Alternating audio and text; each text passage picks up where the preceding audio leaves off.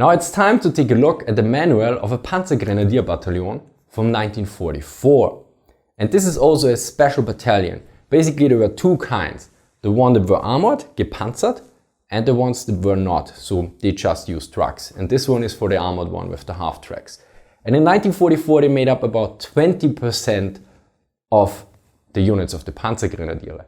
Now in contrast, in 1939 there were around 400 companies. Back then they were still called motorized riflemen, motorisierte Schützen, and of those 400 companies only 3 used half tracks. So there was quite a development. Still there was a constant lack of half tracks in the Wehrmacht, so only around 20% in 1944. Now what is so special about Panzergrenadiere, or before that motorisierte Schützen, motorized riflemen? They were specifically trained to fight and support tanks. So they were usually part of Panzer divisions. They were the infantry units within the Panzer divisions, and they supported the tanks. Not like regular infantry who didn't know to fight with tanks and who also didn't know about the strengths and weaknesses of tanks. This is often in reports when regular infantry units and tank units fight together. Usually the Panzer commanders are quite like, yeah, the infantry assumes we can do everything. And they clearly cannot. And so these Panzer Grenadiers know specifically what the tanks can do and what they can't, and when they need to support them. And there's also a certain, okay, this is your mission, this is my mission, and how everything is done, which will be discussed in this manual. So now I put some selected parts. We take a look at the mission, at the weapons, and at the coordination with tanks. And as always, I will read the original German text in the end. But now we switch to my translation of the manual, and I will provide additional commentary. And by the way, the motorisierte Schützen were renamed into Panzergrenadiere in July 1942. So before that you won't find Panzergrenadiere, at least not in the documentation. This change happened in 1942. And if you want to know more about the general change from 1940 to 1944 of a division, be sure to check out this video of my main channel. But now let's hop into the text. Now before we look at mission, weapons and coordination, let's look at the introduction where the general Panzergrenadiere are described. And it notes: great maneuverability, off-road capability, armor protection, high firepower and ample of equipment for command and control enable them to master the most difficult situations quickly and successfully. Now this is in contrast to motorized Panzergrenadiers, who only have trucks because they don't have off-road capability, they don't have armored protection of course, and they also have a limited amount of firepower, at least in 1944. In 1942, the motorized Panzergrenadiers had still more firepower than the armored ones, but in 1944 there's a clear difference. They have about 3,000 kilograms of burst mass per minute, whereas the motorized have only 1,200. So there's quite a change within these units all over the years. Now this is very important. In this manual there's generally Panzergrenadier and then in parentheses GP, which means gepanzert, armored. So they make a clear distinction in the documentation of the manual to distinguish them from the other Panzergrenadiers. So I will usually skip now the armored, because yeah, it's everywhere in the documentation. Just so when I mention it, I always refer to the armored ones unless I say motorized ones. Panzergrenadier units armored are fighting from the armored personnel carrier. They're referring to the half-track here. Enemy action and terrain can temporarily force to move quickly between mounted combat and dismounted combat. They already call it Schützenpanzerwagen, which is nowadays translated with armored personnel carrier, but they are referring to the half-track basically. And this is also very important. It's noted that they fight mounted and dismounted, but usually mounted. So in 1940, it was still that dismounted combat was the regular form of combat. Yet in 1942, this changed that mainly and regularly the units should fight mounted upon the half-track during battle, because then they could keep up with the speed, with the panzers and everything else. Something which is more detailed in the later parts of this video. Now let's look at the mission of the Panzergrenadiers. First, main task of the Panzergrenadiere is the cooperation with tank units. They have the following tasks: A. Support of the attack of the armored formation by neutralizing anti-tank guns, that were not covered by the Panzers. B. Securing the tanks against close combat tactics. C. Cleaning, occupying and holding the terrain obtained by armored units. D. Rapid exploitation of a success achieved by armored formations. E. Securing deployment, combat, rest and movement. So the main objective is to support the Panzers. And very interesting, the Panzergeneral Oskar Munzel notes in his book the drawbacks of the Panzers. And he notes the size is a major issue. So usually Panzers draw a lot of fire. There's also in some regulation I read that the infantry was disadvised from seeking cover behind tanks during combat because the tanks attracted all the fire, and a stray round or something, shrapnel could easily hit the infantry. So the next aspect he notes is the visibility. Of course, in a tank your visibility is severely reduced. If you have been in a tank, you will notice this immediately. But usually, if you haven't had this experience, you can't really know how bad the visibility in a tank is, but let's say it's atrocious. And a very interesting aspect, he also notes the lack of indirect fire. So I didn't thought about this. So basically tanks usually only have direct fire, but they don't have, so they need, whereas the Panzergrenadiers, they have mortars and they have the infantry support guns. So of course Panzer units, the divisions have their own artillery units, but for a Panzer alone, it doesn't have any capabilities in indirect fire. And if you look at the organization of Panzergrenadier units, you will notice they have quite a lot of indirect fire capability. So which is directly there, because artillery you have to call in. It's not organically within your battalion, for instance. You have to call them via the division to get them in. So it always takes time. It's not usually that precise, or it's not immediately there. Whereas Panzergrenadier units, they have their mortars, the infantry support comes directly with them in the battalion. So you have this organic firepower, and you have also the closer relation. Very important. Next, often the Panzergrenadier unit must create the conditions for the use of tanks. Such tasks are: fight for deployment positions and staging areas to allow for an armored attack, attack an enemy in or behind an armor-safe or anti-tank terrain, attack on mine barriers, rivers and sections, combat for villages and forests. These missions often have to be performed dismounted. So this is very important. In 1944, the Panzergrenadiers sometimes must create the conditions for an attack, and usually for terrain where tanks can't move forward, for anti-tank terrain and to prepare the attack. This is different to the years before. And also here is the importance how the Panzergrenadiers in 1944, at least the armored ones, are very well equipped with firepower. They have more firepower than a 1940 Panzer battalion, which had around 2,000 kilograms of mass per minute, whereas the Panzergrenadiers in 1944 have around 3,000 kilograms. And the Panzergrenadiers motorized only about 1,200 kilograms. So you have now a very strong unit in terms of firepower and different capabilities. They have indirect fire, they have direct fire, they have armored units, they are fast and everything. So this is now really at basically the peak, at least in organization and equipment, of the Panzergrenadiers. So now let's look at the weapon section. Panzergrenadiere have light and heavy infantry weapons, as well as numerous close combat weapons. Now here is our notes on the various capabilities of the weapons, like direct fire, indirect fire capability, and of course a lot of stats on rate of fire, range and the different weapons effects, especially for the different ammunition types. Now I will take only look at one weapon here because they described everything from A weapons, mortars, heavy infantry guns, and I will take a look at the heavy infantry gun, the schwere Infantergiegeschütz 33, the heavy infantry support gun 33. Note that this weapon was just a gun, but there were I think around 4 mechanized variants of it, and it's not specified in the manual which version it was, but there were 4 different ones, and likely they had one of a kind of it. And it notes for the different shells: explosive shell, range 75 to 4,700 meters. Ideal combat distance up to 4,400 meters. Splinter effect with impact up to 50 meters, with rebound up to 70 meters. Hollow charge, combat enemy tanks.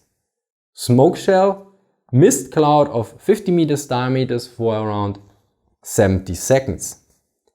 Incendiary shell, set fire to houses, etc. Stick grenade, Stielgranate 42. Fire speed 1 shot every 3 minutes, range up to 1025 meters. Deadly effect within 20 meters, temporary immobility to fight in a perimeter of 50 meters. Suitable for blasting allies through minefields and wire obstacles.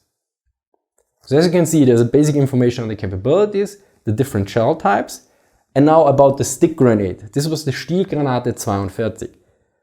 Now this can be a bit misleading because the Stielhandgranate, the potato masher, basically has a very similar name.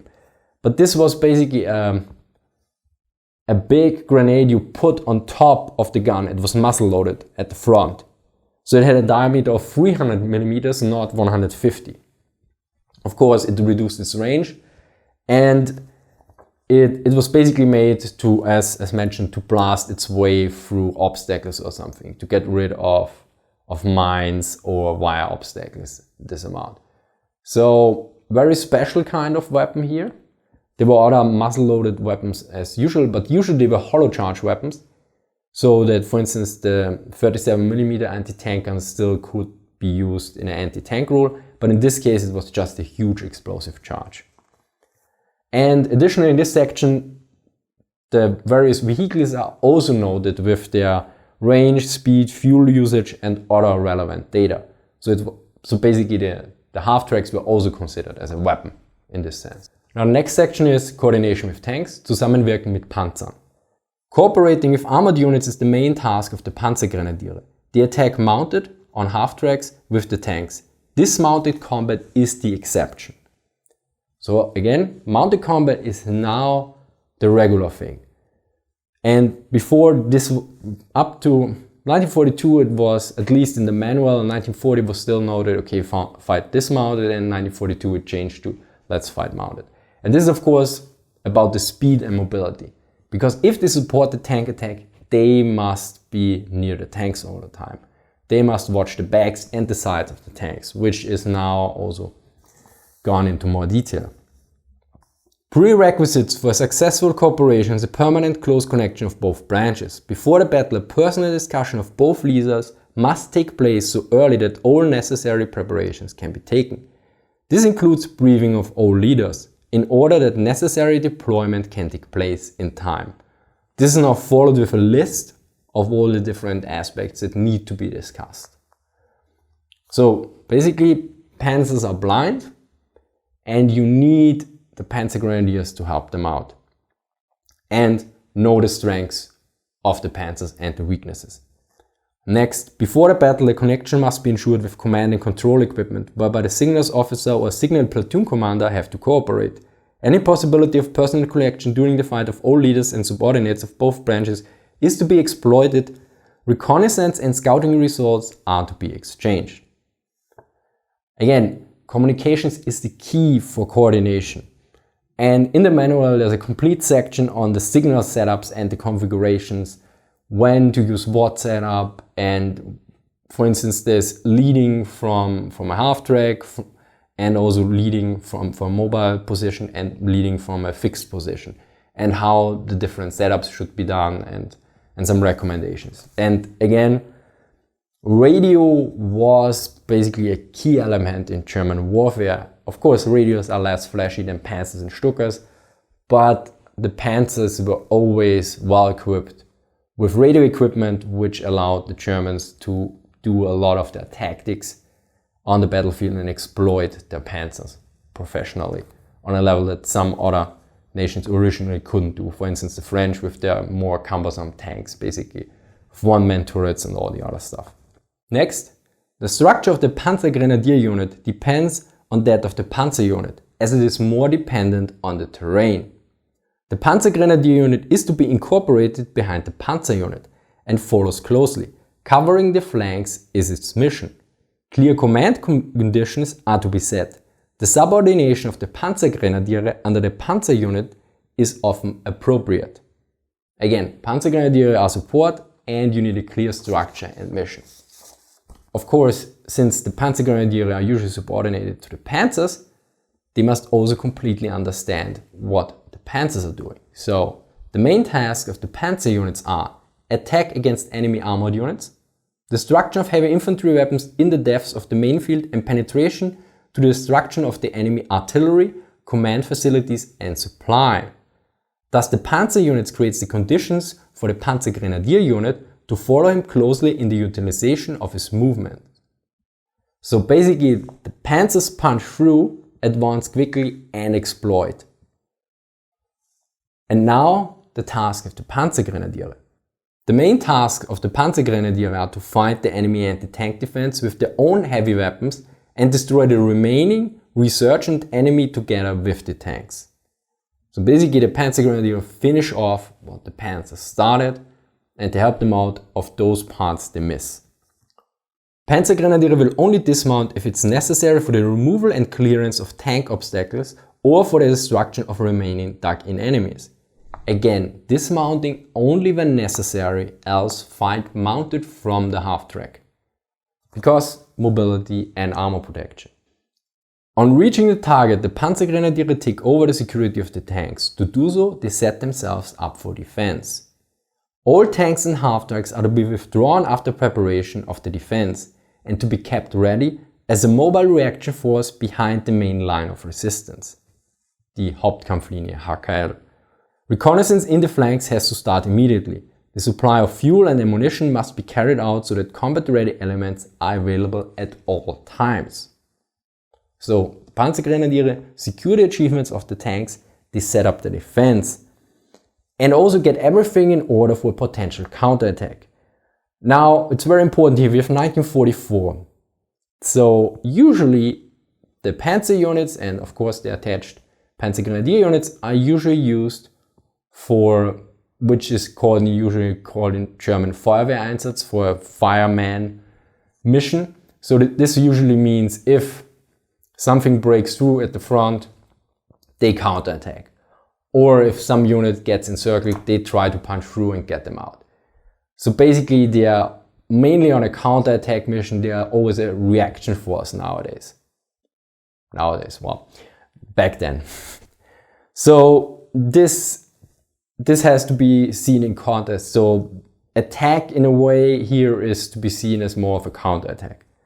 And then of course for that you always need to maintain combat readiness because these units are the strongest the Wehrmacht has available and they need them to fight any enemy breakthroughs and cut off enemy attacks.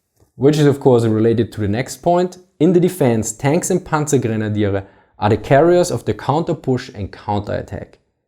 Fixed installation of tanks or half-tracks in the front line has to be avoided. Again, these are the most valuable units, they are best suited for counterattacks and if the enemy breaks into the German lines, they are there to fix the issue.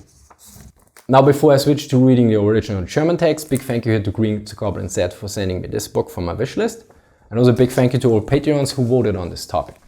And now, let's look at the original text. Panzergrenadiere gepanzert sind die stählernen Sturmtruppen der Panzerdivision. Ihr eigenartiger, schnell beweglicher Kampf bildet die Voraussetzung für den operativen Einsatz. Sie bilden mit den Panzern eine enge Kampfgemeinschaft. Selbstständige Aufgabe lösen sie im kühnen, schnellen Zugriff. Große Beweglichkeit, Geländegängigkeit, Panzerschutz, hohe Feuerkraft und reichliche Ausstattung mit Führungsmitteln befähigen sie, schwierigste Lagen schnell und erfolgreich zu meistern. Panzergrenadierverbände gepanzert kämpfen vom Schützenpanzerwagen. Feindeinwirkung und Gelände können vorübergehend zum raschen Wechsel zwischen aufgesessenem Kampf und Kampf zu Fuß zwingen. Auch diesen Kampf zu Fuß geben die auf den Schützenpanzerwagen beweglich eingesetzten schweren Waffen seine Eigenart.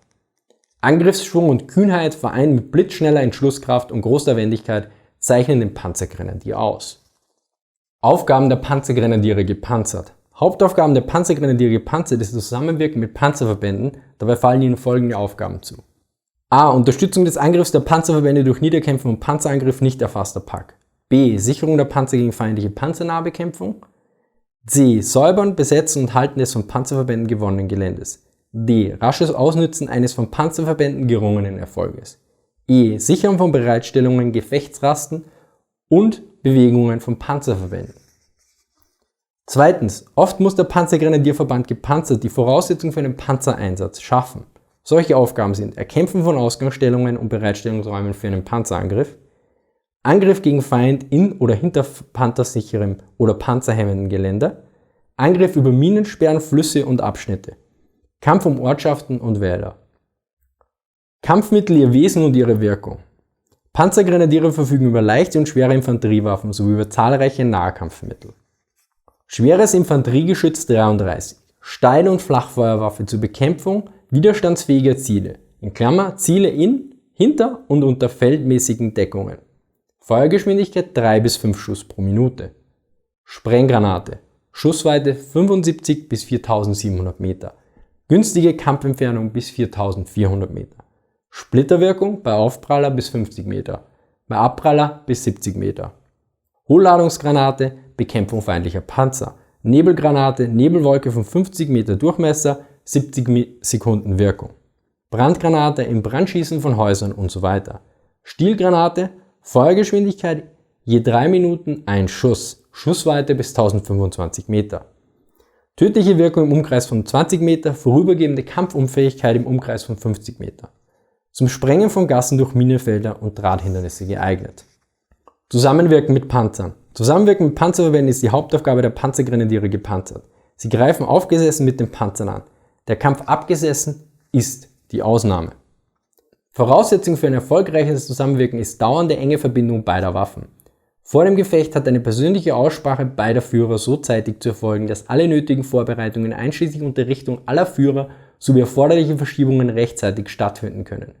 Sie erstreckt sich auf eine längere Liste, die ich hier jetzt nicht aufführe. Vor dem Gefecht ist die Verbindung durch Führungsmittel sicherzustellen, wobei die Nachrichtenoffiziere bzw. Nachrichtenzugführer mitzuwirken haben. Jede Möglichkeit zur persönlichen Verbindungsaufnahme während des Kampfes aller Führer und Unterführer beider Waffen ist auszunutzen. Aufklärungs- und Erkundungsergebnisse sind auszutauschen. Für Ansatz und beabsichtigte Kampfführung der Panzergrenadiere gepanzert ist der Panzerverband bestimmend. Die Gliederung des Panzergrenadierverbandes gepanzert richtet sich nach der des Panzerverbandes, da dieser in seiner Gliederung vom Gelände abhängiger ist. Der Panzergrenadierverband gepanzert ist hinter dem Panzerverband einzugliedern und folgt diesem dicht aufgeschlossen. Beobachtung des Gefechtsfeldes nach den Flanken ist seine Aufgabe. Klare Befehlsverhältnisse sind zu schaffen. Die Unterstellung der Panzergrenadiere gepanzert unter dem Panzerverband ist oft zweckmäßig. Die Hauptaufgaben des Panzerverbandes sind Angriff gegen feindliche Panzerverbände, Vernichtung der schweren Infanteriewaffen in der Tiefe des Hauptkampffeldes und Durchstoß bis zur Vernichtung der Artillerie, der Führungsmittel und des Nachschubs. Damit schafft er dem Panzergrenadierverband gepanzert die Voraussetzung, ihm in der Ausnutzung seiner Bewegung dicht aufzufolgen. Die Hauptaufgaben der Panzergrenadiere gepanzert sind, die feindliche Panzerabwehr mit ihren eigenen schweren Waffen zu bekämpfen und übrig gebliebenen wiederauflebenden Feind mit den Panzern gemeinsam zu vernichten. Panzergrenadiere gepanzert sitzen nur ab, wenn es zur Beseitigung und Räumung von Panzerhindernissen oder zur Vernichtung übrig gebliebenen eingegrabenen Feindes erforderlich ist. Bei Erreichen des Angriffsziels übernehmen die Panzergrenadiere gepanzert die Sicherung der Panzer. Dazu richten sie sich zur Verteidigung ein. Alle Panzer- und Schützenpanzerwagen sind nach Herstellung der Abwehrbereitschaft in Deckung zurückzuziehen und als bewegliche Stoßkraft hinter der Hauptkampflinie bereitzuhalten. Aufklärung auch in den Flanken ist sofort anzusetzen. Die Versorgung mit Betriebsstoff und Munition ist so durchzuführen, dass kampfkräftige Teile jederzeit verfügbar sind. In der Verteidigung sind Panzer und Panzergrenadiere gepanzert die Träger des Gegenstoßes und Gegenangriffs. Fester Einbau von Panzern und Schützenpanzerwagen in der vorderen Linie hat zu unterbleiben. Thank you for watching and see you next time.